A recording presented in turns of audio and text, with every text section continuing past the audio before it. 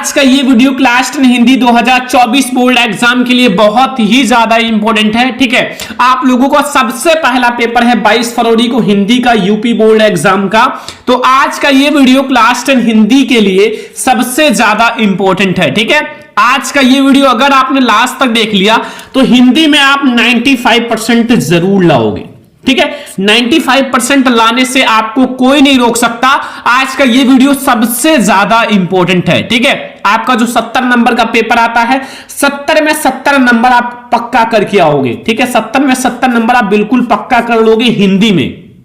ठीक है, ये बहुत ही ज्यादा इंपॉर्टेंट वीडियो है। आज की इस वीडियो में हम लोग हिंदी के सभी टॉपिक्स को देखेंगे, एक भी टॉपिक नहीं छोड़ने वाले हैं। और 22 फरवरी के दिन जो आपका पेपर है उसमें 100% ये क्वेश्चंस आएंगे। ठीक है, आज मैं आप लोगों से रिक्वेस्ट कर रहा हूं कि आज की इस वीडियो को लास्ट तक देखना, क्योंकि ये लास्ट टाइम है हिंदी का और ये लास्ट वीडियो भी है। और आप लोगों को बता दें कि अगर आपने इसमें जो भी क्वेश्चंस मैंने बताया है लास्ट टाइम में, इतने ज्यादा स्पेशल क्वेश्चंस है ना कि आज तक ऐसा वीडियो आपको कहीं नहीं मिलेगा और हमारे वीडियोज भी नहीं मिलेंगे ऐसा, क्योंकि इसमें मैंने हर एक इंपॉर्टेंट टॉपिक सारा ले लिया है। ठीक है, हिंदी आपका बस इसी 1 से 1.5 घंटे में आपकी पूरी हिंदी खत्म हो जाएगी।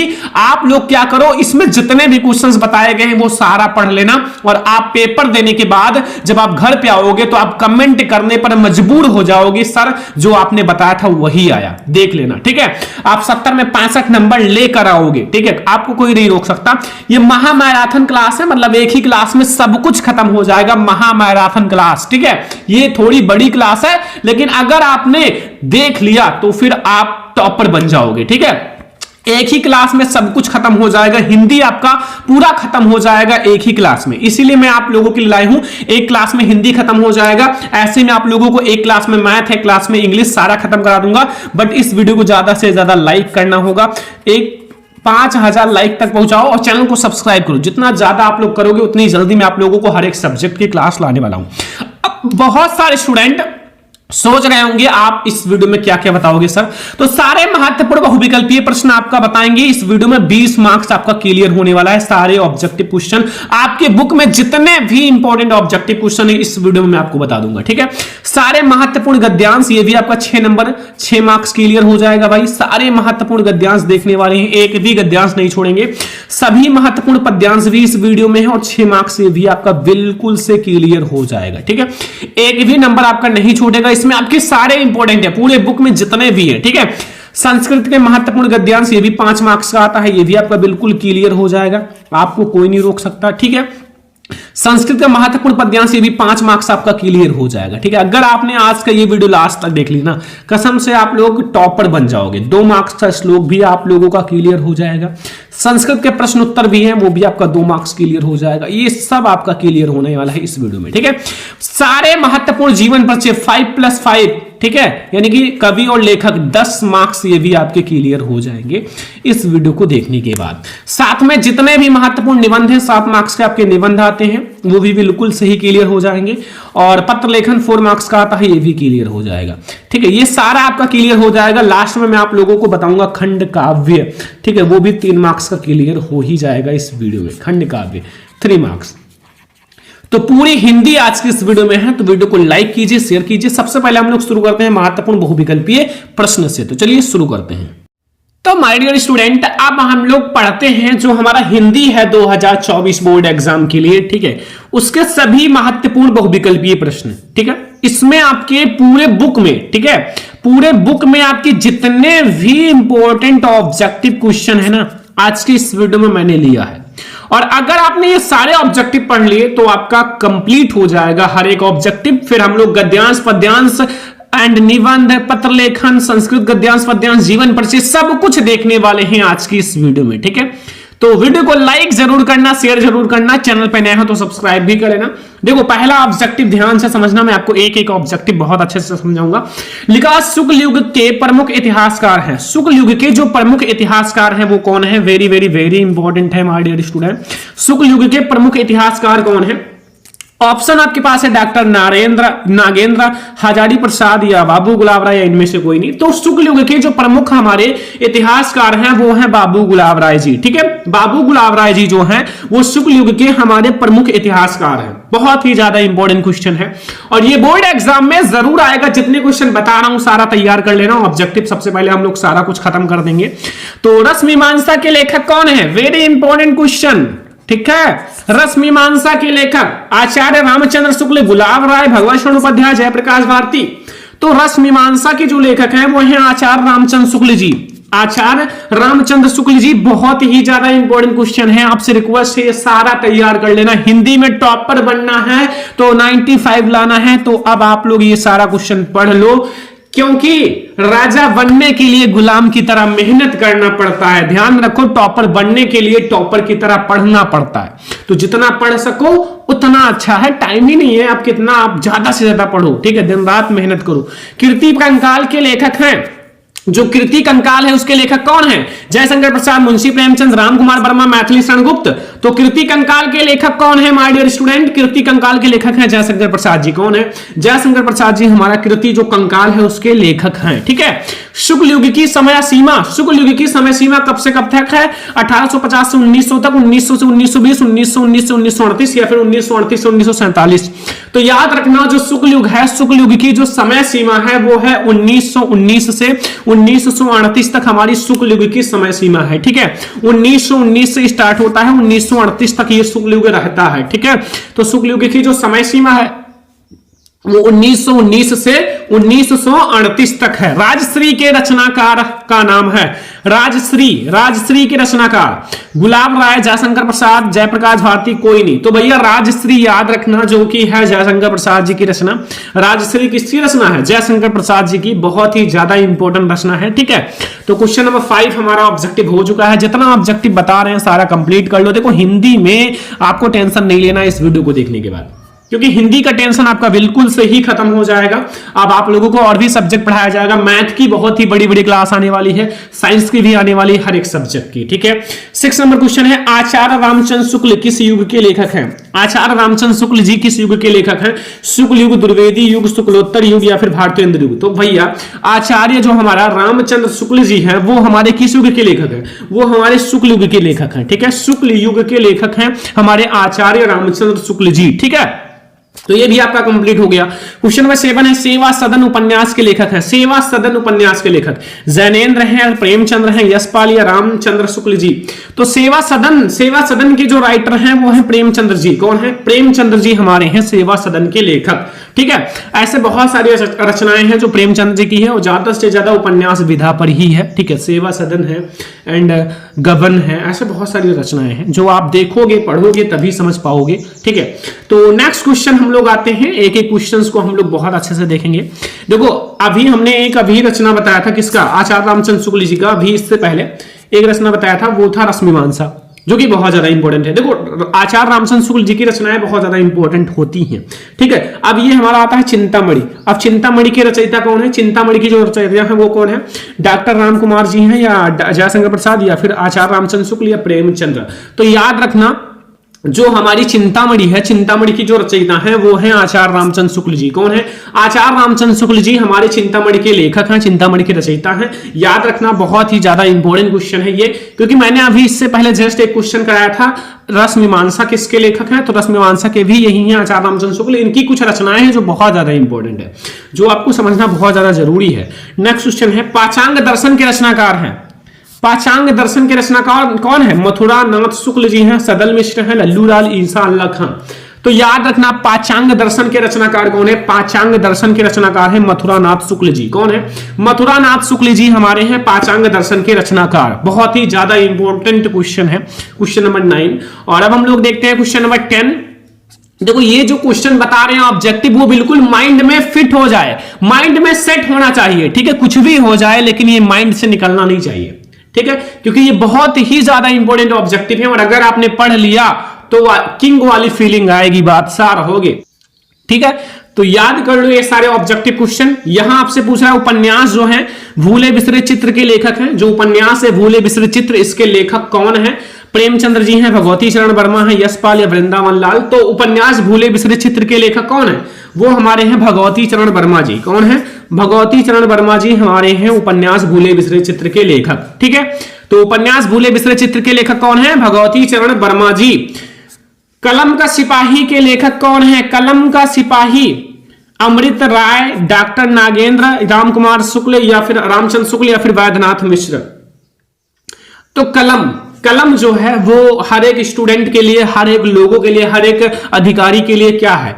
एक अमृत है। क्या है? एक अमृत है। और कलम का सिपाही के जो लेखक हैं वो भी अमृत राय जी हैं। ठीक है, अमृत राय जी। तो क्वेश्चन नंबर 11 तक आपको बहुत अच्छे से समझ में आ गया, कोई सा भी दिक्कत, कोई सा भी कंफ्यूजन नहीं होगा क्वेश्चन नंबर 11 तक, क्योंकि मैंने एक एक क्वेश्चंस को बहुत ही अच्छे से समझाया है और आप लोगों को बहुत ही अच्छे से समझ में भी आ रहा होगा। क्वेश्चन नंबर 12 है कि अथाह सागर के लेखक है। अथाह सागर के लेखक कौन है? जय प्रकाश भारती, डॉक्टर श्याम सुंदर दास, गुलाब राय या जैनेन्द्र कुमार। तो अथाह सागर के जो लेखक हैं वो हमारे कौन हैं? वो हमारे हैं जय प्रकाश भारती जी। कौन है? जय प्रकाश भारती जी हमारे अथाह सागर के राइटर हैं। ठीक है, अथाह सागर के राइटर हैं वो जय प्रकाश भारती जी हैं। याद कर लो, बहुत ज्यादा इंपॉर्टेंट है। 13 नंबर क्वेश्चन है माय डियर स्टूडेंट, बहुत ही ज्यादा इंपॉर्टेंट है। देखो, इसमें पूछ रहा है कि लहरों के राजहंस के लेखक का नाम। जो लहरों के राजहंस रचना है उसके लेखक कौन है? लहरों के राजहंस, देखो इसमें दो नाम आया हुआ है, एक लहरों एक राजहंस। और इसमें देखो किसी का दो नाम है, मोहन राकेश, प्रेमचंद्र या फिर गुलाब राय या रामधारी सिंह दिनकर। तो सभी को पता है या मोहन और राकेश दो नाम है, तो ये मोहन राकेश हो जाएंगे लहरों के राजहंस के लेखक। कौन हो जाएंगे? लहरों के राजहंस के लेखक।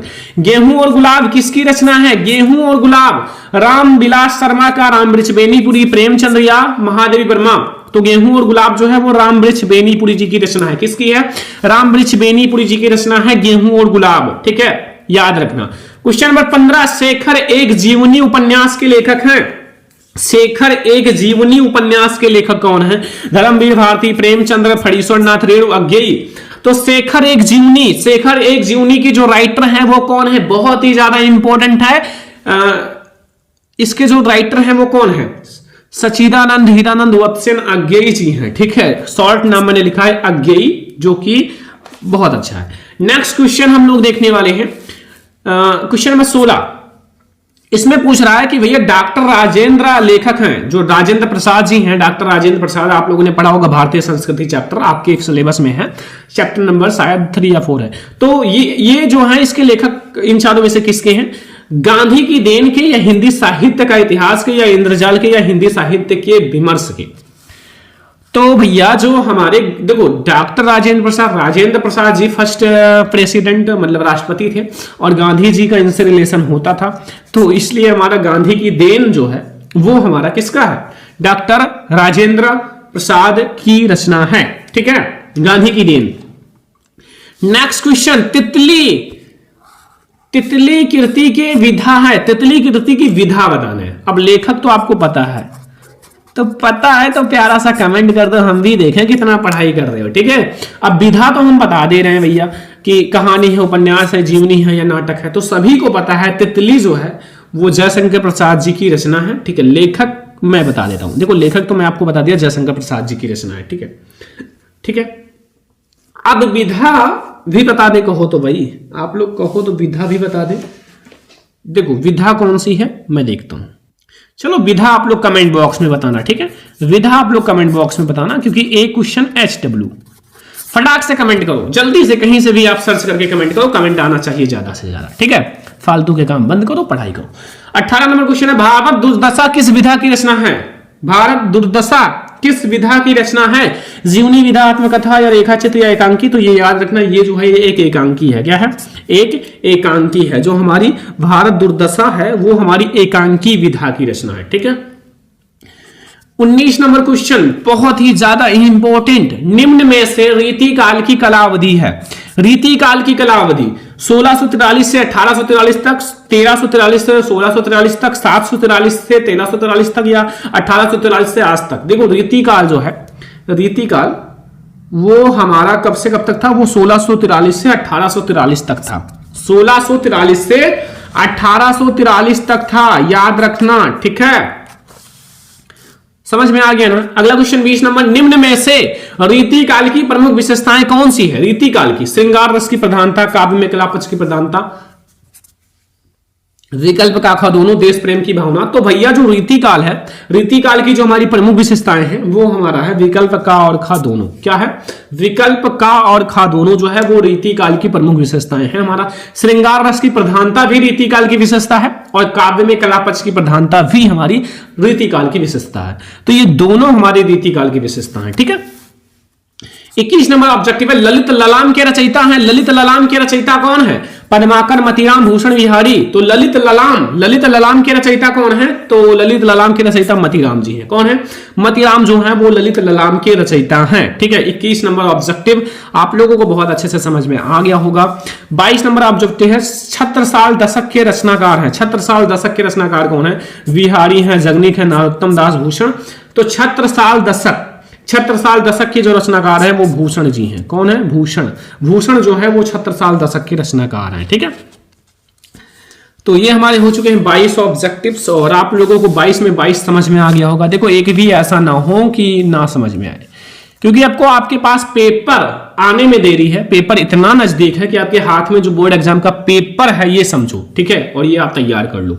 अगला, निम्न में से रीतिकाल की प्रमुख दो कवि का नाम। पद्माकर हैं, विहारी हैं, विकल्प का था दोनों, या हमारा कोई नहीं। तो हमारे जो रीतिकाल की प्रमुख विशेषताएं कवि हैं वो पद्माकर भी हैं, विहारी भी हैं। का और खा दोनों जो है वो सही है, पद्माकर भी हैं, विहारी भी हैं, तो हमारा का खा दोनों सही है। गंगा लहरी रचना है। गंगा लहरी किसकी रचना है? पद्माकर की या भूषण की या विहारी की या मतीराम की? तो गंगा लहरी जो है वो किसकी रचना है? गंगा लहरी हमारी पद्माकर की रचना है। किसकी है? पद्माकर की रचना है गंगा लहरी, ठीक है। गंगा लहरी पद्माकर की रचना है। क्वेश्चन नंबर 25, रामचंद्रिका के रचनाकार हैं। रामचंद्रिका के रचनाकार कौन है? विहारी हैं, केशवदास, भूषण या मतीराम? तो रामचंद्रिका के रचनाकार कौन है माय डियर स्टूडेंट? तो रामचंद्रिका के रचनाकार हैं केशवदास जी। कौन है? केशवदास जी हमारे रामचंद्रिका के रचनाकार हैं, ठीक है। रामचंद्रिका के रचनाकार कौन है? केशवदास, ठीक है। तो ये 25 ऑब्जेक्टिव हो चुके हैं और 25 में 25 आप लोगों को समझ में भी आना चाहिए, ठीक है। ऐसा ना हो कि आपको नहीं समझ में आ रहा है, हर एक ऑब्जेक्टिव समझ में आना चाहिए, क्योंकि बोर्ड एग्जाम में जब तक तोड़ेंगे नहीं तब तक छोड़ेंगे नहीं। एक एक ऑब्जेक्टिव हम लोग 20 में 20 नंबर ऑब्जेक्टिव में लाएंगे यूपी बोर्ड के योद्धाओं, और एक भी नंबर छोड़कर नहीं आना है, ठीक है। 20 ऑब्जेक्टिव आता है, 20 में 20 लाएंगे। विहारी किस युग के कवि हैं? विहारी आधुनिक काल, रीतिकाल, भक्ति काल, आदिकाल। तो भैया विहारी याद रखना, विहारी अभी मैंने ऊपर बताया है, यहां विहारी और पद्माकर ये सारे हमारे किस युग के हैं? रीतिकाल के। तो यहां फटाक से यार लगाओ, रीतिकाल के कवि हैं बिहारी लाल जी, और क्या इसमें कौन सी हार्ड है कि आप ना बता पाओ, ठीक है। नेक्स्ट, केशवदास काव्यधारा के कवि। किस काव्यधारा? वैसे तो रीति के हैं, बट रीति में कौन सी काव्यधारा के कवि हैं? रीतिबद्ध काव्यधारा, रीति सिद्ध काव्यधारा, रीति मुक्त काव्यधारा या प्रयोगवादी? तो केशवदास जी किस काव्यधारा के कवि हैं? तो केशवदास जी जो हमारे हैं वो रीति वद्ध काव्यधारा के कवि है। किसके हैं? रीतिबद्ध काव्यधारा के कवि हमारे केशवदास जी हैं, ठीक है। तो 27 ऑब्जेक्टिव समझ में आ गया। 28 नंबर आ जाओ कि भैया आधुनिक काल की समय सीमा। आधुनिक काल समय सीमा, ठीक है। आधुनिक काल की समय अवधि कब से कब तक है? मॉडर्न युग, आधुनिक काल 1850 से 1900 तक, 1900 से 1920 तक, 1919 से 1929 तक, 1843 से वर्तमान तक। तो याद रखना जो हमारा मॉडर्न युग है, आधुनिक काल है, वो हमारा अभी भी है, हमारा 1843 से अभी वर्तमान में भी हमारा ये चल रहा है, ठीक है। तो ये हमारा 28 हो गया। 29 नंबर क्वेश्चन, भारतेंद्र युग किस काल के अंतर्गत आता है? भारतेंद्र युग हमारा किस काल के अंतर्गत आता है? किस काल यानी कि कौन सी काल? भक्ति काल के अंतर्गत आता है, या रीति काल के, या आधुनिक काल के, या आदि काल के? तो याद रखना भारतेंद्र युग जो है वो हमारा किस युग के अंतर्गत आता है? तो वो हमारा किस युग के? आधुनिक काल के। किसके? आधुनिक काल के अंतर्गत आता है, ठीक है। आधुनिक काल के अंतर्गत हमारा क्या आता है? जो हमारा भारतेंद्र युग है, ठीक है। नेक्स्ट क्वेश्चन, अद्भुत आलाप के कवि हैं। अद्भुत आलाप के कवि कौन है? महावीर प्रसाद द्विवेदी, भारतेंद्र हरिश्चंद्र, मैथिली शरण गुप्त, हरिओध। तो अद्भुत आलाप के जो कवि हैं वो कौन है? अद्भुत आलाप के कवि महावीर प्रसाद द्विवेदी जी हैं। कौन है? महावीर प्रसाद द्विवेदी जी अद्भुत आलाप के कवि हैं, ठीक है। नेक्स्ट क्वेश्चन 31 नंबर, निम्न में से प्रयोगवाद की दो प्रमुख विशेषताएं कौन सी हैं? प्रयोगवाद की दो प्रमुख विशेषताएं, घोर वैश्विकता, यथार्थवादी दृष्टिकोण, विकल्प का खादोनों, नारी के प्रति दृष्टिकोण। तो भैया जो हमारा प्रयोगवाद की दो विशेषताएं हैं वो घोर वैश्विकता भी है, यथार्थवादी दृष्टिकोण है, का और खा दोनों है। हमारा का वाला ऑप्शन सही है, खा वाला, दोनों ही ऑप्शन सही है और दोनों हमारे हैं प्रयोगवाद की दो विशेषताएं। नेक्स्ट क्वेश्चन, साकेत महाकाव्य की रचना किसने की? साकेत महाकाव्य की रचना मैथिली शरण गुप्त ने, नृपत नल्लाह ने, तुलसीदास ने, कबीरदास ने।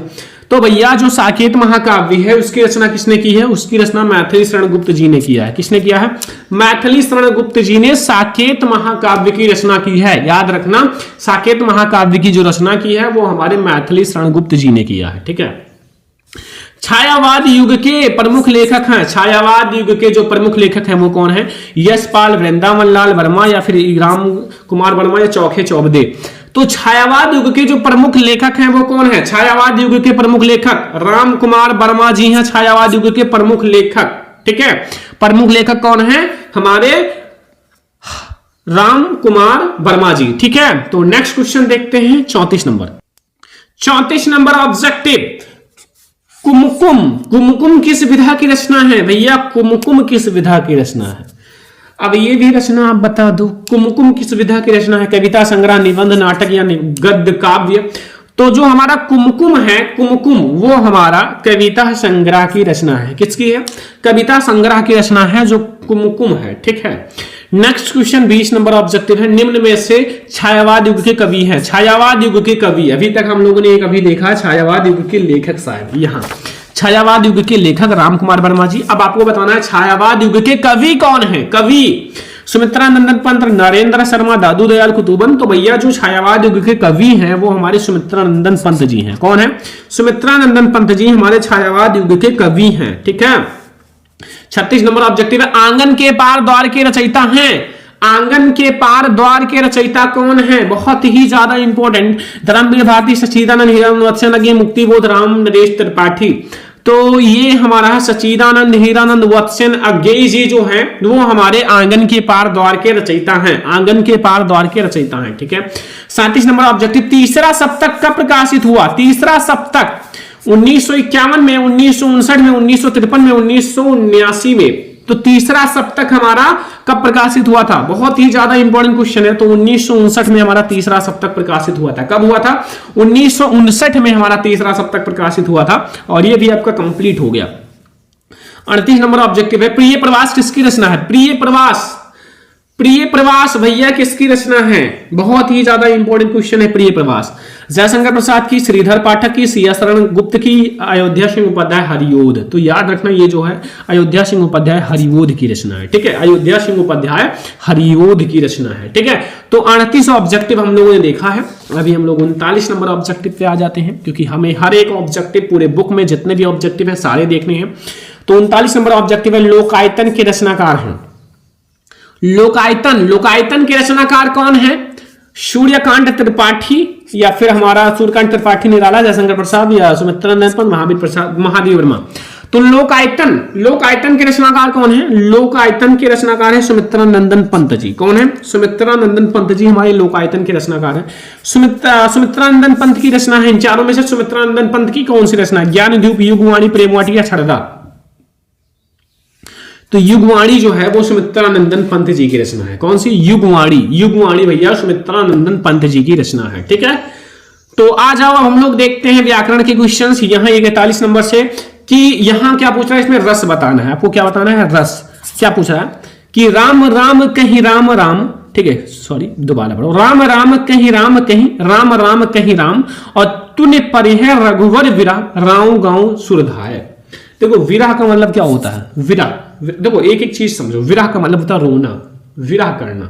ठीक है, तो वीर रस है, करुण रस, शांत रस, हास्य रस। तो हास्य मतलब हंसना होता है, शांत का मतलब शांत रहना, वीर का मतलब लड़ना और वीरता दिखाना, करुण रस का मतलब शोक होता है, रोना धोना, शोक, कोई मन चाही चीज का नष्ट हो जाना, तो उसमें शोक में आता है। तो हमारा करुण रस है। ठीक है, ये हमारा कौन सा है? करुण रस। अगला देखो, ये भी देखो, लिखा हुआ है, जे ही दिशी बैठे नादर फूली, सो दिशी ते ही ना बिलो की भूली, और पुण्य पुण्य यूं सही अकुलानी, देख दशा हरगन मुस्काही। मुस्काही का मतलब क्या होता है? मुस्काही का मतलब होता है हंसना, और हंसने का मतलब हास्य रस का स्थायी भाव, हास मतलब हंसना ही होता है, तो मुस्काही का मतलब हंसना, तो इसलिए हमारा ये हास्य रस हो जाएगा, वीर रस नहीं होगा, श्रृंगार रस नहीं होगा, करुण रस नहीं होगा, हास्य रस हो जाएगा। हास्य रस का मतलब ही होता है हंसना, ठीक है, तो ये हमारा हास्य रस हो जाएगा।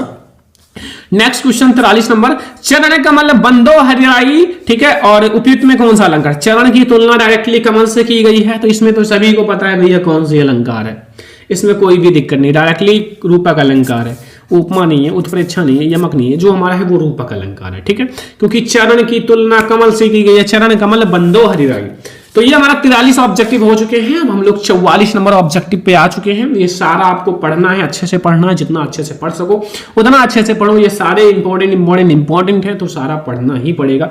44 नंबर है, सोहत ओढ़े पीठ पटु श्याम सलोने गात, मनो नीलमणि शैल पर आपति उपरियो प्रभात। इसमें आपको बताना है भैया अलंकार कौन सा है।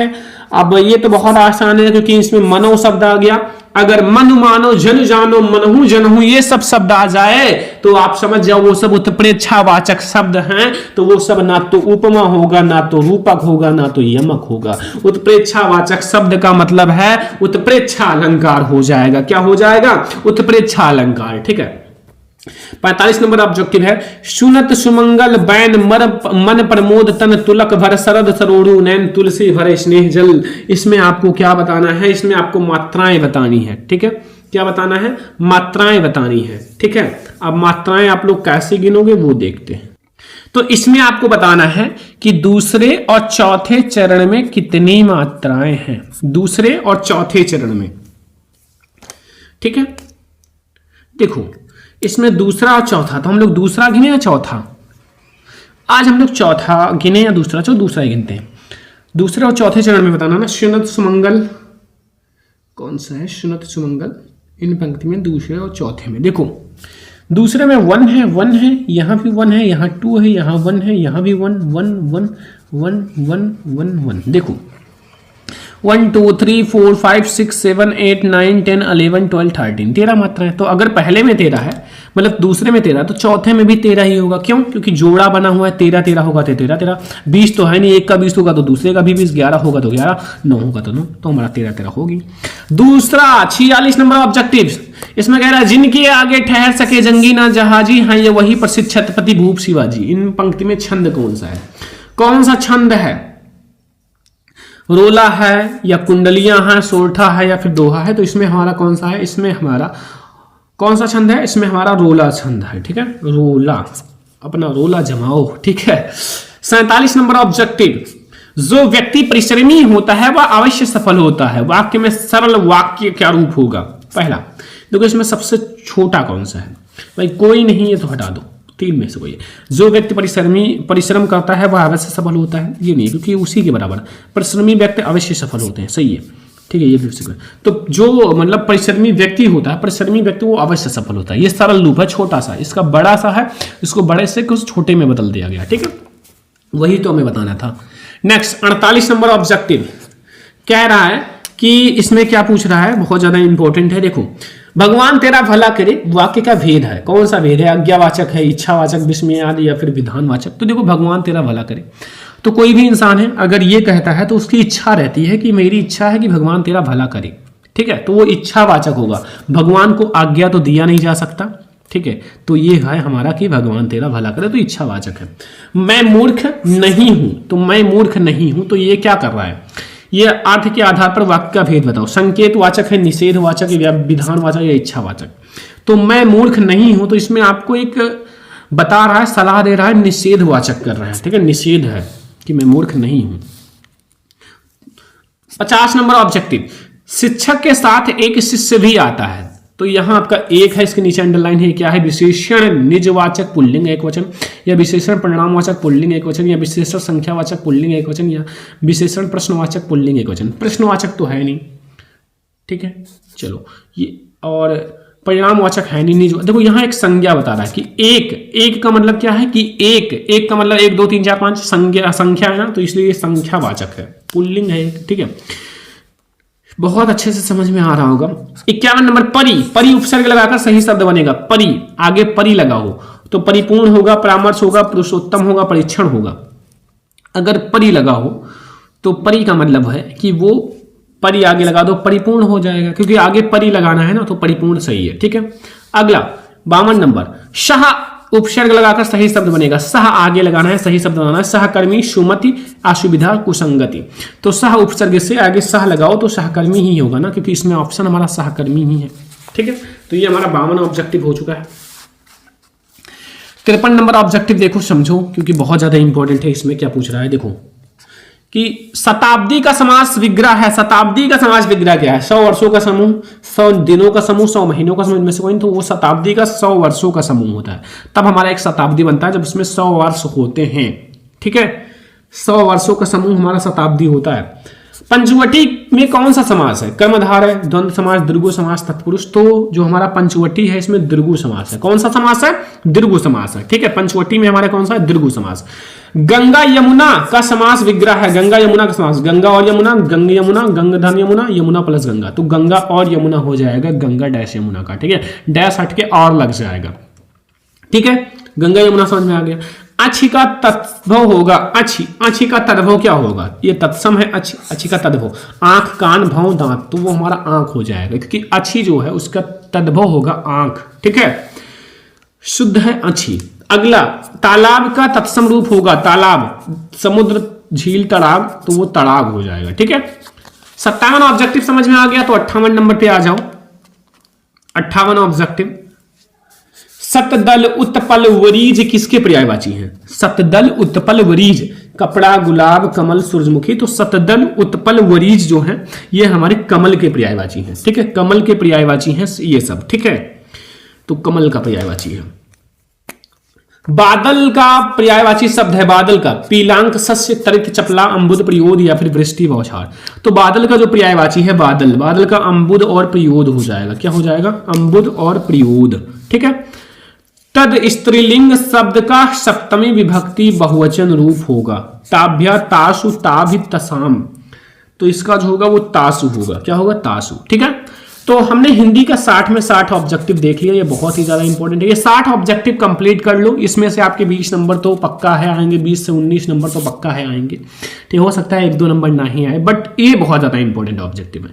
तो ये आपको कंप्लीट ही कर लेना है और ये बहुत ज्यादा इंपॉर्टेंट है। तो वीडियो को लाइक करो, शेयर करो, ठीक है। अब हम लोग देखेंगे आपके जो हिंदी के महत्वपूर्ण गद्यांश से शुरू करते हैं और हम लोग पूरी हिंदी को पढ़ने वाले हैं आज, ठीक है। तो चलिए शुरू करते हैं महत्वपूर्ण गद्यांश। उसको देखो, सबसे पहले हम लोग देखेंगे हिंदी के जो महत्वपूर्ण गद्यांश हैं। देखो, जो हम आप लोगों को बताएंगे जो गद्यांश ना, वो बहुत ही ज्यादा इंपॉर्टेंट है बोर्ड एग्जाम के लिए, जो 22 फरवरी को आपका पेपर होने वाला है उसके लिए, क्योंकि इसमें हम लोग ऐसा इंपॉर्टेंट गद्यांश लाए हैं जो बोर्ड एग्जाम के लिए वेरी वेरी वेरी इंपॉर्टेंट है। देखो, ये हमारा जो इंपॉर्टेंट गद्यांश है ये आप लोग जरूर तैयार कर लेना, आपसे प्रॉमिस कर रहे हैं, क्योंकि अब आपका पेपर नजदीक है और मैं आप लोगों को ऐसे ऐसे क्वेश्चंस बताऊंगा जो बोर्ड एग्जाम में जरूर आएगा, 100% आएगा, ठीक है। देखो, इसमें क्या पूछ रहा है? लिखा है कुसंग का ज्वर सबसे भयानक होता है। जो कुसंग होता है, कुसंग का ज्वर जो होता है वो सबसे भयानक होता है। यह केवल नीति और सद्विधि का ही नाश नहीं करता बल्कि बुद्धि का भी क्षय करता है। ये जो आपका कुसंग का ज्वर है वो केवल नीति और सद्विधि का ही नाश नहीं करता बल्कि बुद्धि का भी क्षय करता है, ठीक है।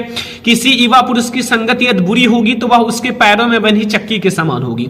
कोई युवा पुरुष है जो अपने लाइफ में डेवलप कर रहा हो, विकास कर रहा हो और उसकी संगत बुरी है तो फिर वो उसके पैरों में बंधी चक्की के समान है। वो ना तो डेवलप कर पाएगा ना ही आगे कुछ कर पाएगा, ठीक है। और जो उसे दिन व दिन अवनत के गड्ढे में गिराती जाएगी, जो उसे दिन व दिन पीछे लेते जाएगी, पीछे, ठीक है। पीछे का मतलब है वो उसको बहुत ही नीचे लेकर जाएगी, ठीक है। और यदि अच्छी होगी तो सहारा देने वाले बहू के समान होगी, और यदि उसका जो संगति है, जो दोस्ती है वो अच्छी है तो उसे सहारा देने वाले बहू के समान होगी, मतलब जो उसको सहारा देगी आगे चलने के लिए और बड़े बड़े वर्क को करने में उनका सहायता करेगा, उनके लक्ष्य को पूरा करने में उनकी सहायता करेगा, जो उसे निरंतर उन्नति की ओर उठाती जाएगी। और अगर आपकी दोस्ती अच्छी है, आपकी संगत अच्छी है तो आपको निरंतर उन्नति की ओर उठाती जाएगी, मतलब आप उन्नति करोगे, ठीक है, बहुत ही आगे जाओगे, ठीक है। तो ये हमारा बहुत ज्यादा इंपॉर्टेंट गद्यांश है, तो इसमें यही है। सबसे पहले देखो यहां से यहां तक हमारा अंडरलाइन है, ठीक है, यहां से यहां तक हमारा क्या है, अंडरलाइन है। अब अंडरलाइन का मतलब रेखांकित अंश, रेखांकित अंश को बहुत ही ध्यान से पढ़ना है क्योंकि वो आपको 2 नंबर एक्स्ट्रा देकर जाएगा रेखांकित अंश की व्याख्या का, ठीक है। तो यहां ध्यान से पढ़ लो, कुसंग का जोड़ सबसे भयानक होता है, यह केवल नीति और सद्विधि का ही नाश नहीं करता बल्कि बुद्धि का भी क्षय करता है।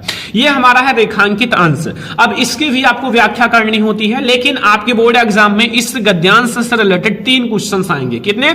3 क्वेश्चन आएंगे। जो 3 क्वेश्चन हैं वो बहुत ही ज्यादा इंपॉर्टेंट रहेंगे, वो आपको देकर जाएंगे 6 नंबर, क्योंकि जो गद्यांश होता है वो 6 मार्क्स का आता है और 6 में 6 नंबर लाने के लिए थोड़ा सा ध्यान से समझना, मैं आपको जैसा बताऊंगा वैसे ही लिखना है। देखो पहला क्वेश्चन रहेगा, प्रस्तुत गद्यांश का संदर्भ लिखो।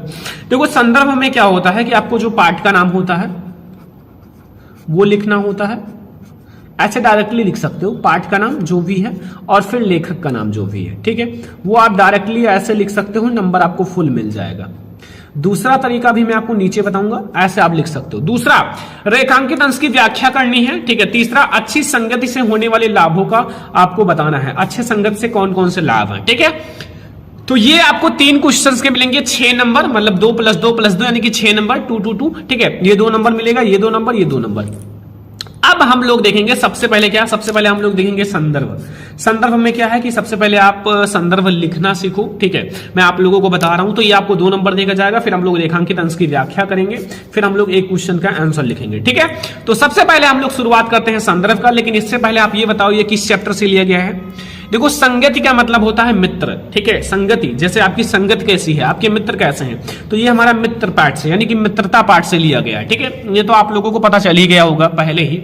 तो देखो सबसे पहले हम लोग संदर्भ की बात करेंगे। तो संदर्भ में क्या है, देखो इसमें यह होता है कि आपको पाठ का नाम, लेखक का नाम अच्छे से लिखना होता है। जैसे जो प्रस्तुत गद्यावतरण है आचार्य रामचंद्र शुक्ल द्वारा लिखित एवं हमारी पाठ्य पुस्तक हिंदी के गद्य खंड में संकलित मित्रता नामक पाठ से लिया गया है। कहने का मतलब है जो हमारा ये प्रस्तुत गद्यावतरण है ये आचार्य रामचंद्र शुक्ल द्वारा लिखा गया। किसके द्वारा? आचार्य रामचंद्र शुक्ल जी इसके लेखक हैं, द्वारा लिखित एवं हमारी पाठ्य पुस्तक हिंदी के गद्य खंड में संकलित मित्रता पाठ से। इस जो चैप्टर का नाम है वो है मित्रता। क्या नाम है? मित्रता। और इसके जो लेखक का नाम है वो है आचार्य रामचंद्र शुक्ल, ठीक है। तो ये हमारा हो गया सबसे पहले संदर्भ।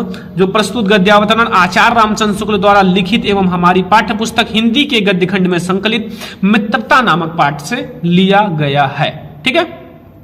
तो मित्रता पाठ से लिया गया है, तो ये हमारा आपको देकर जाएगा 2 नंबर, मतलब ये 2 नंबर आपको मिल जाएगा तुरंत ही अगर आपने ऐसा लिख दिया तो, ठीक है। तो चलो अब हम लोग देखते हैं दूसरा क्वेश्चन, रेखांकित अंश की व्याख्या। मैंने आपको बताया रेखांकित अंश की व्याख्या करने से पहले 1-2 बार आप इसको पढ़ लेना। जब आप इसको पढ़ लोगे तो आपके माइंड में वो जो क्वेश्चन है उसका आंसर ऑटोमेटिक आपके माइंड में कुछ ना कुछ आ ही जाएगा। तो ये आप लोग 1-2 बार पढ़ लेना। कुसंग का जोड़ सबसे भयानक होता है, या केवल नीति और सद्विधि का ही नाश नहीं करता बल्कि बुद्धि का भी क्षय करता है। देखो कुसंग का मतलब होता है, कुसंग का जोड़ जैसे एक बुरी संगति वाला जो दोस्त होता है वो आपके लिए बहुत ज्यादा घातक है, जैसे बुखार होता है उस तरह से, ठीक है। तो देखो रेखांकित अंश की व्याख्या समझते हैं, छोटा सा है, ज्यादा बड़ा नहीं है रेखांकित अंश की व्याख्या इसका। अब देखो हम लोग रेखांकित अंश की व्याख्या करेंगे। शुक्ल जी कहते हैं कि बुरी संगति घातक बुखार के समान हानिकारक होती है। जो बुरी संगत होती है, जिसकी संगत बुरी है, बुरे लोगों का उसका साथ है, तो वो घातक बुखार के समान हानिकारक है। जिस तरह कोई व्यक्ति यदि भयानक ज्वर से ग्रसित हो जाता है, मतलब जिस प्रकार कोई भी व्यक्ति है, जैसे भयानक ज्वर का मतलब है भयानक बुखार, ज्वर से ग्रसित हो तो वह ज्वर उसके शरीर और स्वास्थ्य को नष्ट कर देता है। तो वो ज्वर होता है, ठीक है, वो उसके शरीर और स्वास्थ्य को नष्ट कर देता है तथा कभी कभी प्राण भी ले लेता है। और कभी कभी ऐसा समय आता है कि वो प्राण भी ले लेता है। उसी प्रकार बुरी संगति हमारी नैतिकता, सदाचार तथा मन बुद्धि को नष्ट कर देता है। उसी प्रकार जो बुरी संगति होता है वो हमारी नैतिकता, सदाचार, बुद्धि सब कुछ नष्ट कर देगा और आप भी बुरी संगति में आ जाओगे। अब बुरी संगति में आने का मतलब आप बिल्कुल से बर्बाद हो जाओगे, ठीक है। तो ऐसे में बुरी संगति वाले से बचो, बहुत बहुत ही ज्यादा इंपॉर्टेंट क्वेश्चन है ये आपके लाइफ से रिलेटेड। तो दूसरा क्वेश्चन हम लोगों ने देखा रेखांकित अंश की व्याख्या। तीसरा है कि अच्छी संगति से होने वाले लाभ, जो हमारे अच्छे संगत वाले लोग होते हैं उनसे आपको क्या लाभ मिलता है। तो देखो अच्छी संगति जो होता है सहारा देने वाले बाहु के समान होता है। जो लेखक ने कहा है कि अच्छी संगति जो है वो सहारा देने वाले बाहु के समान होता है, जो व्यक्ति की जीवन रक्षक और उन्नति की ओर ले जाने वाली होती है। जो व्यक्ति का जीवन रक्षक होता है, जीवन की रक्षा करता है और उन्नति की ओर वो उसे ले जाता है। ठीक है, तो ये हमारा हो गया 3 क्वेश्चंस, मतलब इस गद्यांश के 3 क्वेश्चंस थे। एक हमारा संदर्भ था, दूसरा रेखांकित अंश की व्याख्या था और तीसरा हमारा था इसी गद्यांश का जो है वो क्वेश्चन आंसर। ठीक है, तो यहाँ डायरेक्टली लिखा रहता है कि यहाँ देखो डायरेक्टली कि यदि अच्छी होगी तो सहारा देने वाले बाहु के समय जो उन्नति को उठाती जाएगी। ठीक है, तो इस क्वेश्चन का आंसर इसी में लिखा था। ठीक है, तो ये 6 नंबर जो आपका 6 नंबर है गद्यांश का, ये आपका फिक्स हो गया ना। गद्यांश में अब आपको कोई सा भी दिक्कत नहीं होगा क्योंकि ये 6 नंबर आपका बिल्कुल क्लियर है। ठीक है, अब हम लोग देखते हैं एक पद्यांश जो कि बहुत ही ज्यादा इंपॉर्टेंट पद्यांश है, ध्यान से समझना, बहुत ही ज्यादा इंपॉर्टेंट है बोर्ड एग्जाम के लिए। ठीक है, ये एक ऐसा पद्यांश है जिसमें से बहुत सारे क्वेश्चंस बोर्ड एग्जाम में आते भी हैं। ठीक है, लिखा हुआ है सुनी सुंदर बैन सुधारक साने सयानी है जानकी जानी भली, तिरछी कर नैन दे सैन तिनछे समुझाई कछ मुस्काई चली, तुलसी ते और सोहे सब अवलोचन अलोचन अलाव अली, अनुराग तराग में भान उदय बिगसी मनु मंजुल कंज गली। ठीक है, ये हमारा है जो मतलब क्या है, ये हमारा एक पद्यांश है। ठीक है, क्या है, पद्यांश है। अब इसमें आपके 3 क्वेश्चन है। पहला, प्रस्तुत पद्यांश का संदर्भ तथा व्याख्या लिखो। जो हमारा प्रस्तुत पद्यांश है ऊपर उसका आपको संदर्भ लिखना है और व्याख्या लिखना है। ठीक है, जो हमारा प्रस्तुत पद्यांश है इसका संदर्भ लिखो, व्याख्या लिखो, 2 नंबर मिल जाएगा। ठीक है, फिर हमारा दूसरा है सीता जी के संकेतपूर्ण उत्तर की किस भावना के अनुरूप है। मतलब जो सीता जी के संकेतपूर्ण उत्तर हैं वो किस भावना के अनुरूप हैं। ठीक है, तो इस क्वेश्चन का आंसर देना कि सीता जी का जो संकेतपूर्ण उत्तर है वो किस भावना के अनुरूप है और अनुराग तराग का क्या अर्थ है। ठीक है, तो सबसे पहले हम लोग ये समझेंगे कि पद्यांश का जो संदर्भ है और व्याख्या, क्या समझेंगे, जो हमारा संदर्भ है और व्याख्या। तो संदर्भ ये आपको पता चल गया होगा किस पाठ से लिया गया है, क्योंकि यहां एक शब्द आया है तुलसी। क्या आया है शब्द, तुलसी। ठीक है, तो तुलसी का मतलब इसके जो कवि हैं वो तुलसीदास जी हैं, गोस्वामी तुलसीदास जी हैं। ठीक है, और इस चैप्टर का नाम जो है वो है धनुष भंग वन पथ पर। लेकिन धनुष भंग एक अलग शीर्षक है और वन पथ पर एक अलग शीर्षक है। ठीक है, तो ये हमारा वन पथ पर शीर्षक से है। ठीक है, धनुष भंग अलग शीर्षक है, वन पथ पर अलग है। जैसे ये तो चैप्टर एक ही है, बट अब हम लोग सबसे पहले समझेंगे संदर्भ, कि हम लोग संदर्भ कैसे लिखेंगे। ठीक है, तो हमारा संदर्भ क्या है ना, कि इसमें संदर्भ में आपको पता है कि भैया पाठ का नाम और कवि का नाम पता हो, आपका पद्य है। तो देखो सबसे पहले प्रस्तुत जो पद्यांश है, जो हमारा ये पद्यांश है गोस्वामी तुलसीदास द्वारा रचित, इसके जो कवि हैं वो कौन है, गोस्वामी तुलसीदास जी। कौन है, गोस्वामी तुलसीदास। ठीक है, द्वारा रचित कवितावली से हमारी पाठ्य पुस्तक हिंदी के काव्य खंड, देखो आपका पद्य खंड होता है और एक काव्य खंड होता है। ठीक है, तो काव्य खंड में संकलित वन पथ पर शीर्षक से लिया गया है। किस शीर्षक से, वन पथ पर शीर्षक से। ये जो हमारा पाठ है वो वन पथ पर शीर्षक है। ठीक है, एक धनुष भंग अलग शीर्षक है और वन पथ पर अलग शीर्षक है। ठीक है, तो बस आपको यही कहना है कि प्रस्तुत पद्यांश गोस्वामी तुलसीदास द्वारा रचित कवितावली से हमारी पाठ्य पुस्तक हिंदी के काव्य खंड में संकलित वन पथ पर शीर्षक से लिया गया है।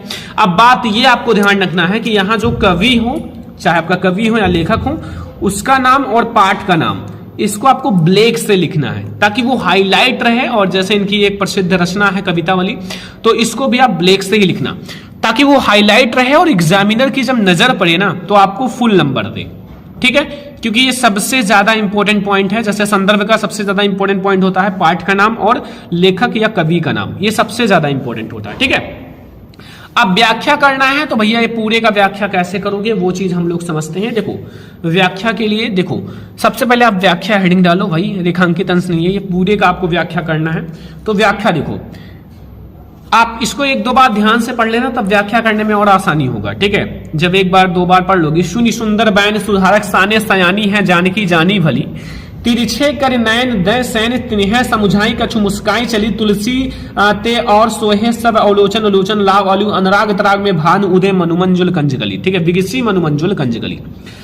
तो देखो व्याख्या के लिए मैं आपको बताता हूं कि ग्राम वधुओं ने राम के विषय में सीता जी से पूछा। देखो बहुत ज्यादा अच्छा है, इंटरेस्टिंग है, मजा आएगा क्योंकि ये श्री राम के बारे में बताया जा रहा है। ठीक है, तो ग्राम वधुओं से मतलब जो ग्राम वधुओं ने राम के विषय में सीता जी से पूछा कि ये सांवले और सुंदर रूप वाले तुम्हारे क्या लगते हैं। जो ये सांवले और सुंदर रूप वाले हैं ये तुम्हारे क्या लगते हैं।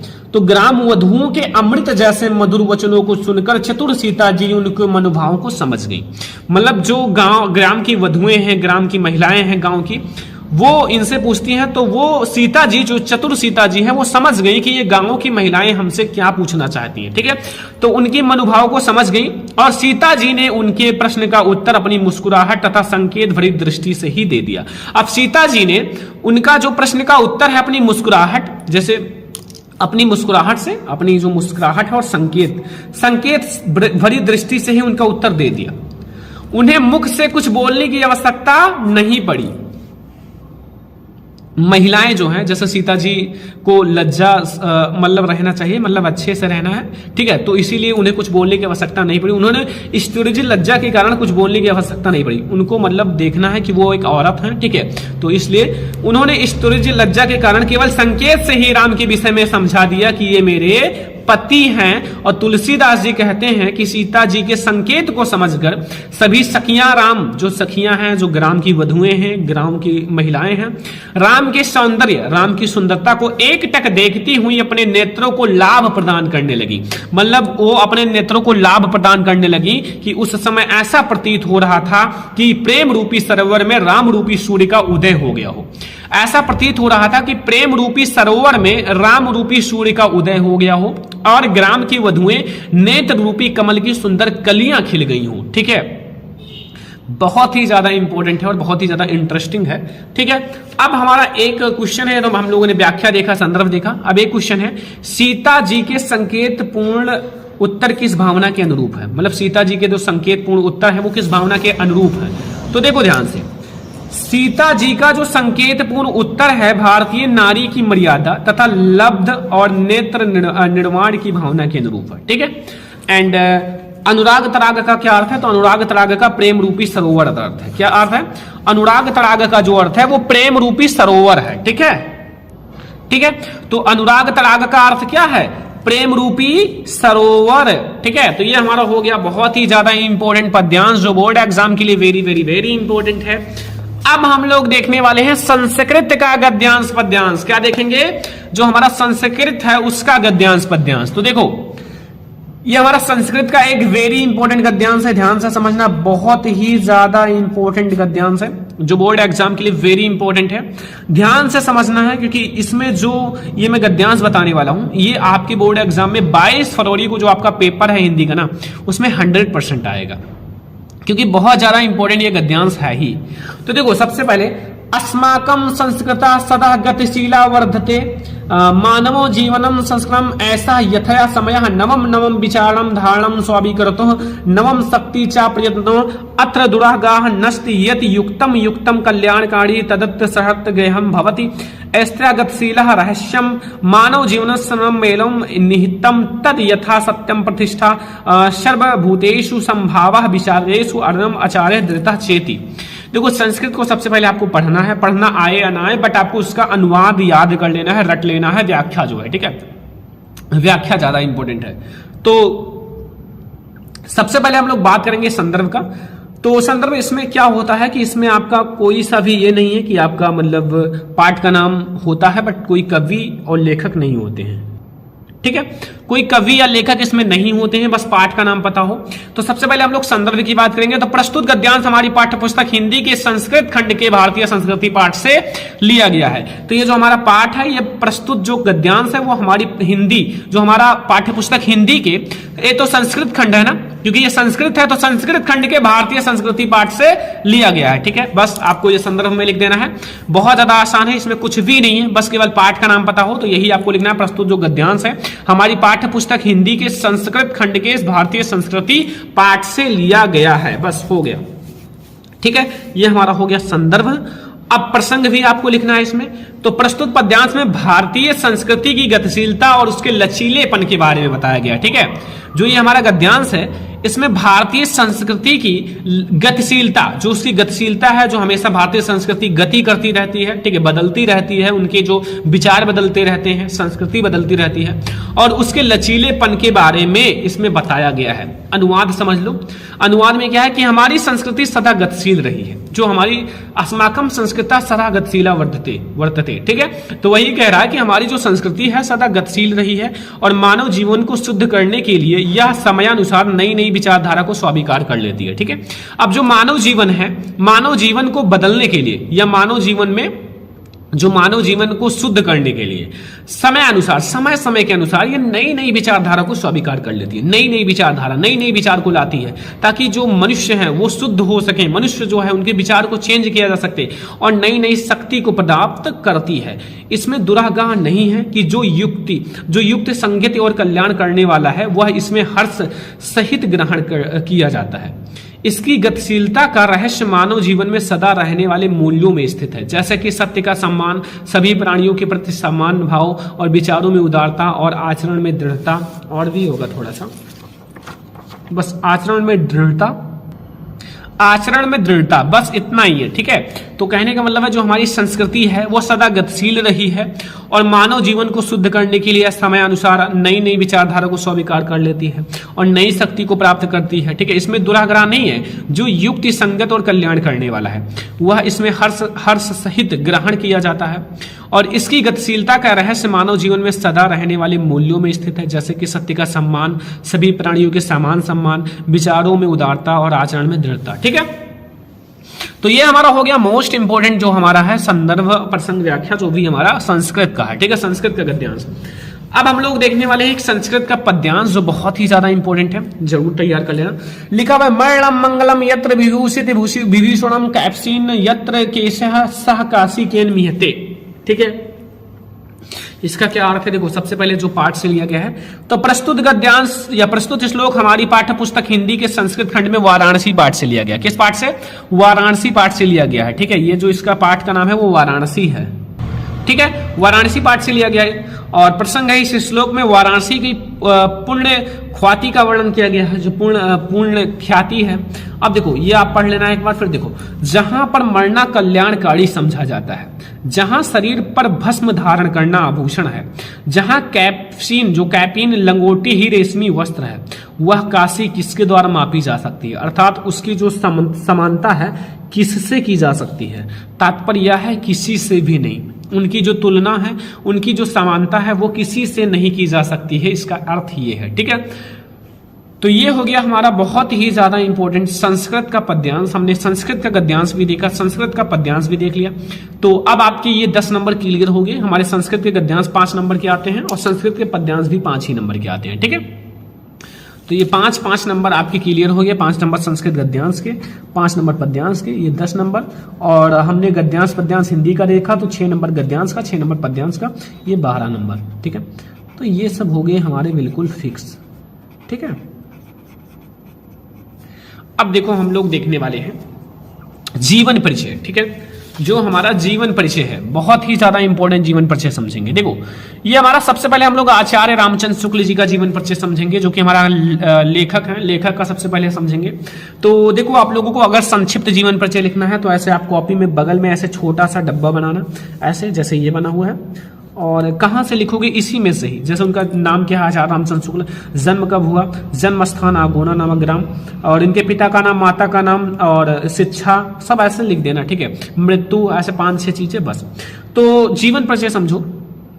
आचार्य रामचंद्र शुक्ल का जन्म सन 1884 में बस्ती जिले के आगोना नामक ग्राम में एक सम्भ्रष्ट परिवार में हुआ था और इनके पिता चंद्रवली शुक्ल मिर्जापुर में कानूनगो थे। इनकी माता अत्यंत विदुषी और धार्मिक थी और इनकी प्रारंभिक शिक्षा दीक्षा अपने पिता के पास जिले के राठ तहसील में हुई थी और इन्होंने मिशन स्कूल से 10वीं की परीक्षा उत्तीर्ण किया। मिशन स्कूल से, ठीक है, मिशन स्कूल से 10वीं की परीक्षा उत्तीर्ण की और गणित में कमजोर होने के कारण ये आगे नहीं बढ़ सके।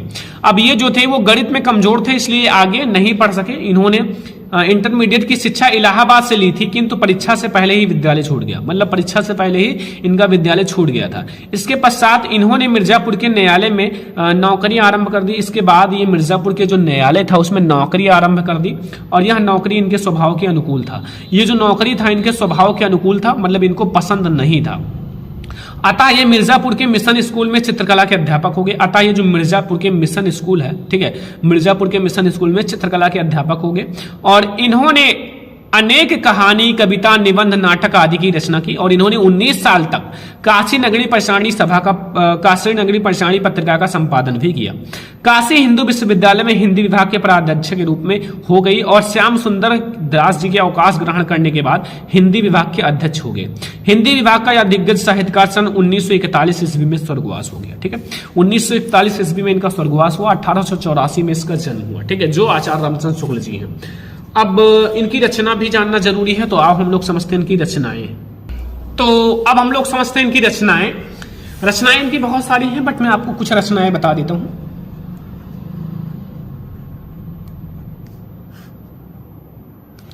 ठीक है, रचनाएं देखो, इनकी रचनाएं कौन कौन सी बताएं। देखो मैं आपको कुछ बता देता हूं। जैसे इनकी रचना है जैसे चिंतामणि, बहुत ज्यादा प्रसिद्ध रचना है, सभी को पता है, बहुत बार ऑब्जेक्टिव में आया हुआ है।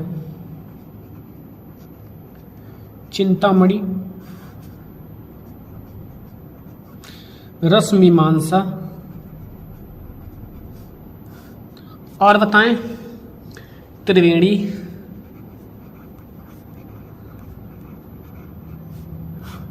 और बताएं क्या, विचार विधि भी इन्हीं की रचना है।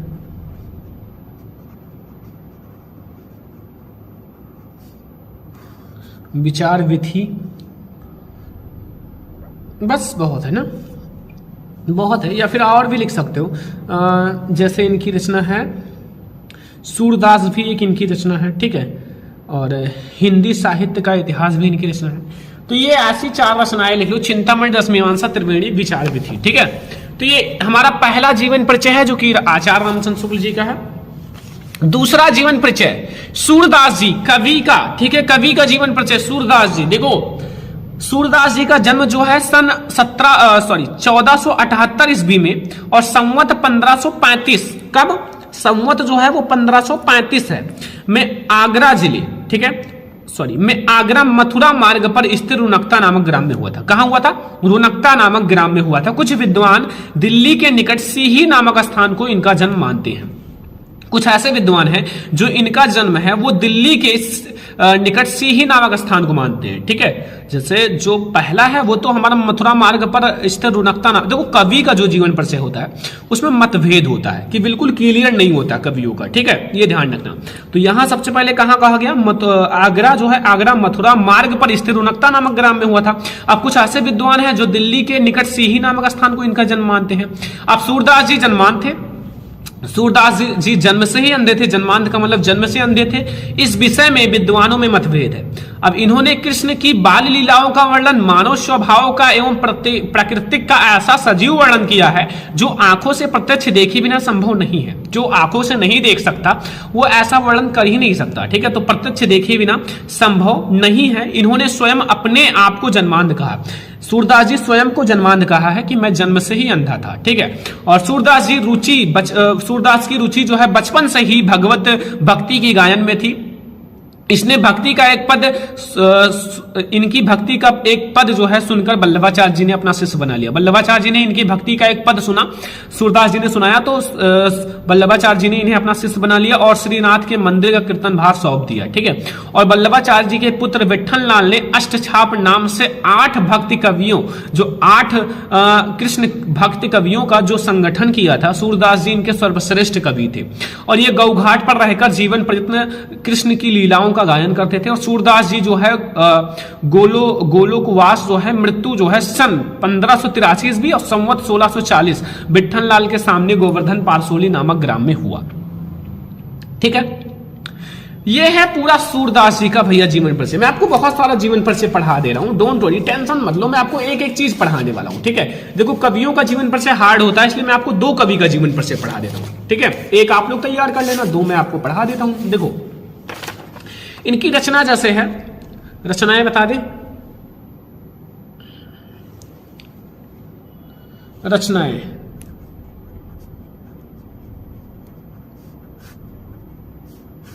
रचनाएं जैसे इनकी है भैया, सूर सागर इनकी रचना है। सूर सागर, जैसे इनका नाम है वैसे इनका काम है।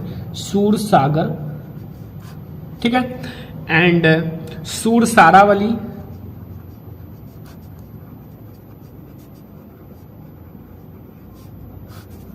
साहित्य लहरी,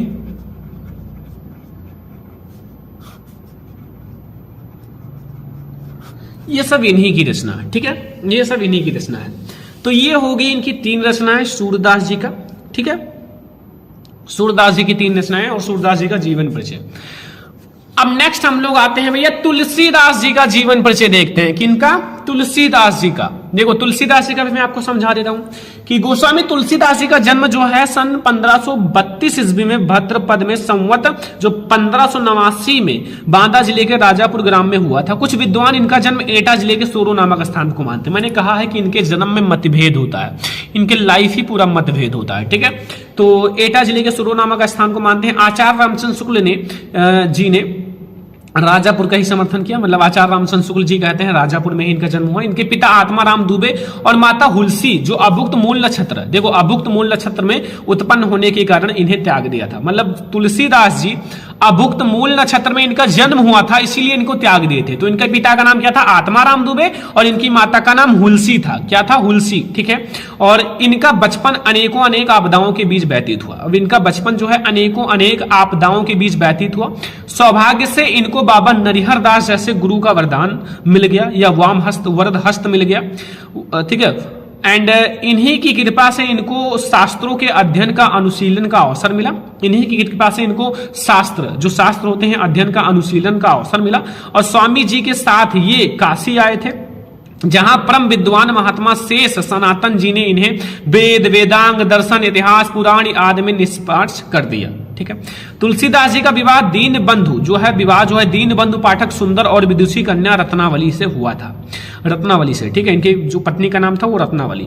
अपनी पत्नी से फटकार से तुलसीदास जी वैराग्य हो गए, मोह माया को त्याग दिया, सब कुछ त्याग दिया, और अनेक तीर्थ का भ्रमण करते हुए राम के पवित्र चरित्र का गायन करने लगे। अपनी रचना चित्रकूट, काशी और अयोध्या में लिखी। काशी के 80 घाट पर सन 1623 ईस्वी में संवत 1680 ईस्वी में इनका मृत्यु हो गया, ठीक है। तो ये हमारा हो गया गोस्वामी तुलसीदास जी का जीवन परिचय। क्या हो गया? गोस्वामी तुलसीदास जी का जीवन परिचय। अब इनकी रचनाएं भी जानना जरूरी है।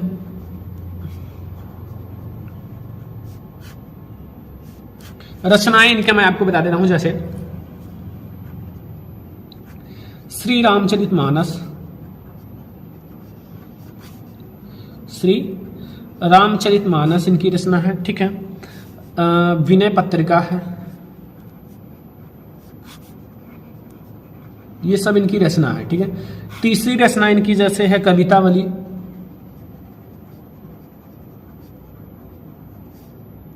ठीक है, गीतावली, और बता दें क्या, और बताएं, जानकी मंगल, ऐसे बहुत सारी रचनाएं हैं इनकी, मतलब बहुत ही अच्छे कवि थे, ठीक है। जानकी मंगल, तो ये सब इनकी रचनाएं हैं, ठीक है। गोस्वामी तुलसीदास जी की रचनाएं हैं, ठीक है। अब हम लोग देखने वाले हैं संस्कृत के कुछ प्रश्न उत्तर, जैसे मैं आपको कुछ दिखा देता हूं जो इंपॉर्टेंट है। वाराणसी नगरी कैसा संगम स्थली? तो वाराणसी नगरी विविध धर्माम संगम स्थली अस्ति। दूसरा है कुत्र मरणम मंगलम भवति? तो वाराणसी मरणम मंगलम भवति। शृणस्य किम मुख्यादिकम अस्ति या जनः शृणस्तः लोकंत इति शृणस्य मुख्यादि अस्ति। वीरा केन पूज्यते? वीरा वीरेण पूज्यते। ये सब तैयार कर लो। पांचवा है अलचेंद्रा का आसित? अलचेंद्रा यमन राजा आसित। छठवां क्वेश्चन है पूर्व राजा केन सह युद्धम? पूर्व राजा अलचेंद्रा सह युद्धम। सातवां क्वेश्चन है पदेन बिना किम दूरम अथ? पदेन बिना पत्रम दूरम अथ। आठवां क्वेश्चन है ज्ञान कुत्र संभवति? ज्ञान सबृत संभवति, ठीक है, ज्ञान से सब कुछ संभव है।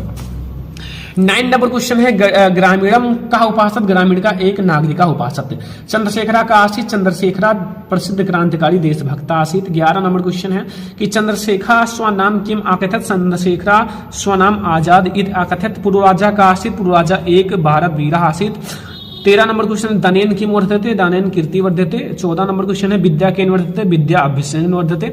और 15 नंबर क्वेश्चन है इंदु सेनेन का वर्धते? इंदु सेनेन समुद्रा वर्धते, ठीक है। सारा तैयार कर लो, बहुत आसान से है, मैं आपको बहुत सारा दिखा देता हूं। दानेन किम वर्धते? देखो दान से कीर्ति बढ़ती है। विद्या केन वर्धते? अभ्यास से, यानी कि विद्या अभ्यासनेन वर्धते, विद्या अभ्यास से बढ़ती है। तो ऐसे में आपको 15 क्वेश्चन आपको तैयार करना है, 2 नंबर आपको मिल जाएगा अगर आपने ये 15 क्वेश्चन तैयार कर लिया। ठीक है, तो ये आप लोग तैयार करो। अब हम लोग देखते हैं निबंध। निबंध हम लोग 2 इंपॉर्टेंट देखेंगे, एक नहीं बल्कि 2। पहला आप लोग देखो प्रदूषण की समस्या तथा समाधान। सबसे पहले हम लोग रूपरेखा देखेंगे। रूपरेखा में हमने कितने हेडिंग को डिस्कस किया है? प्रस्तावना, प्रदूषण का अर्थ, प्रदूषण के प्रकार और समस्या का समाधान, उपसंहार। इतने हेडिंग को हमने डिस्कस किया है इस निबंध में। तो सबसे पहले हम लोग प्रस्तावना देखेंगे।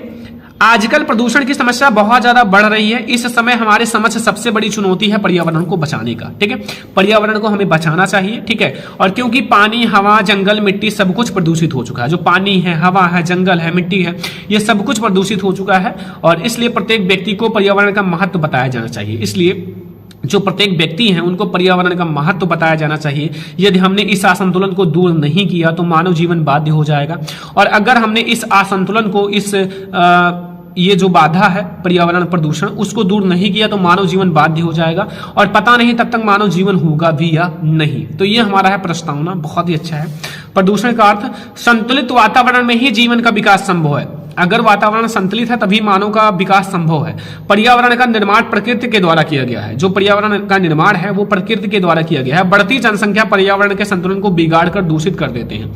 जो ये बढ़ती हुई जनसंख्या है ये पर्यावरण को, संतुलन को बिगाड़ कर प्रदूषित कर देते हैं और इस प्रकार वातावरण को प्रदूषण कहते हैं। और जनसंख्या की असाधारण वृद्धि और औद्योगिक प्रगति ने प्रदूषण की समस्या को जन्म दिया है। इससे मानव को बहुत ज्यादा संकट उत्पन्न हो सकती है। ठीक है, प्रदूषण के प्रकार समझ लो किस किस रूप में पाया जाता है। प्रदूषण के प्रकार, तो आज के वातावरण में प्रदूषण इन रूपों में पाया जाता है। क्या है? वायु प्रदूषण। वायु जो है जीवन का अनिवार्य स्रोत है और प्रत्येक प्राणी को स्वस्थ रूप से जीने के लिए शुद्ध वायु अर्थात ऑक्सीजन की आवश्यकता होती है। आज तक वायुमंडल में ऑक्सीजन का संतुलन बिगड़ रहा है। आजकल ठीक है, आजकल वायुमंडल में ऑक्सीजन का संतुलन बिगड़ रहा है। वायु अनेक हानिकारक गैसों से प्रदूषित हो रही है या हो गया है। जल प्रदूषण, तो जल को ही जीवन कहा जाता है। आजकल इतना ज्यादा प्रदूषण बढ़ रहा है कि जल भी प्रदूषित हो रहा है। उससे भयानक बीमारियां होती हैं जिससे लोगों का जीवन खतरे में है। गा वाला है ध्वनि प्रदूषण। तो ध्वनि प्रदूषण भी आजकल की नई समस्या है। मोटर कार, ट्रैक्टर, जेट विमान, कारखाना आदि से ध्वनि प्रदूषण होता है। रासायनिक प्रदूषण, तो द्रव्यों के अलावा रोगनाशक, कीटनाशक दवा से, रासायनिक खादों से और स्वास्थ्य पर प्रतिकूल प्रभाव पड़ता है। ठीक है, तो ये रासायनिक प्रदूषण है। समस्या का समाधान, इसका हम समस्या का समाधान कैसे करें? तो वातावरण को प्रदूषण से बचाने के लिए वृक्षारोपण सर्वश्रेष्ठ साधन है। वृक्ष लगाओ ज्यादा से ज्यादा। ठीक है, वृक्षारोपण सर्वश्रेष्ठ साधन है और वृक्षों के अधिक कटाव पर भी रोक लगाई जानी चाहिए। ठीक है, और बढ़ती जनसंख्या और औद्योगिकरण ने विश्व के समग्र प्रदूषण की नई समस्या को जन्म दिया है। आजकल वायु प्रदूषण, जल प्रदूषण, ध्वनि प्रदूषण, रासायनिक प्रदूषण आदि कम करो और उसको समाप्त करने का प्रयास करो, तभी ये हमारा प्रदूषण खत्म हो पाएगा। ठीक है, उपसंहार देखो। प्रसन्नता की बात यह है कि भारत सरकार प्रदूषण की समस्या के प्रति जागरूक है और उसने सन 1974 ईस्वी में जल का निवारण अधिनियम लागू किया था। वृक्ष को काटने पर कठोर नियम बनाए गए थे और सभी लोगों को वृक्षारोपण के लिए प्रोत्साहित किया जाए। न्यायालय द्वारा प्रदूषण फैलाने वाले उद्योग को महानगरों से ले जाने का आदेश दिया जाए। ठीक है, ये आदेश कर देना। ठीक है,